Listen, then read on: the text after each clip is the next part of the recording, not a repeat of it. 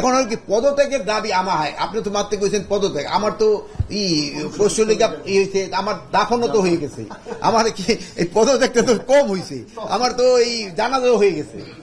এই স্বরাষ্ট্র মন্ত্রণালয়ে চাকরি করার পরে হলো কি জীবিত থাকা অবস্থায় জানাজার সওয়াব পেয়েছি। গ্রেপ্তার কিন্তু করা হচ্ছে, বা যে পরিমাণ গ্রেপ্তার করা উচিত হয়তো সেই পরিমাণ হয়তো হচ্ছে না।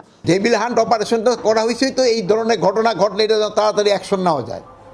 এই জন্যই তো দেখান ওই যে যে রাজশাহীর যে ঘটনাটা ঘটছে, আপনি দেখুন সাথে সাথে কিন্তু 3 জনের অ্যারেস্ট করা হয়েছে, এবং যে ওসিরা মামলা নিতে বিলম্ব করছে তাদের কিন্তু আমরা আইনের আওতায় নিয়ে আসছি, তাদের আমরা সাসপেন্ড করে দিছি। অন্য সময় হলে কিন্তু এত তাড়াতাড়ি হতো না।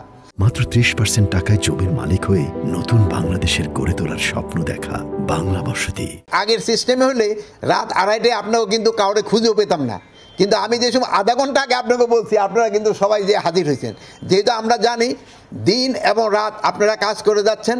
আর আমি এইটুকু আপনাদের বোঝানোর জন্য যে আমরাও দিনে রাতে সবসময় কাজ করে যাচ্ছি, যে খালি এই স্বরাষ্ট্র উপদেষ্টা শুধু দিনে ব্রিফ করে না, দরকার হলে সে রাত্রেও ব্রিফ করে। যেমন আপনারা রাত্রে কাজ, আমি ওই অন্য সব ভাইরে ধন্যবাদ জানাই যারা রাত্রে আধা ঘন্টা সময়ের ভিতরে কিন্তু হাজির হয়েছে। তারা আমার যেই কারণে পদত্যাগ করতে বলে ওই কারণগুলি যদি আমি উন্নতি করে দিতে পারি তো আর কোনো পদত্যাগের প্রশ্ন না। তারা চাচ্ছে আইন শৃঙ্খলা পরিস্থিতি উন্নতি, আমি আইন শৃঙ্খলা পরিস্থিতি যেন উন্নতি হয় আমি এই ব্যবস্থা করতেছি, এবং এই আইন শৃঙ্খলা পরিস্থিতি আগের থেকে অনেক উন্নতি হয়েছে এবং এটা আরও উন্নতি হতে থাকবে। স্বরাষ্ট্র উপদেষ্টা হিসেবে আশ্বস্ত করার জন্যই তো এই আইন শৃঙ্খলা কমিটি নিয়ে আমি মিটিং করলাম, এবং তাদের আমি একটা দিক নির্দেশনা দিয়েছি, এবং তারা যেন এই সন্ধ্যার পরে থেকেই কাজ শুরু করে।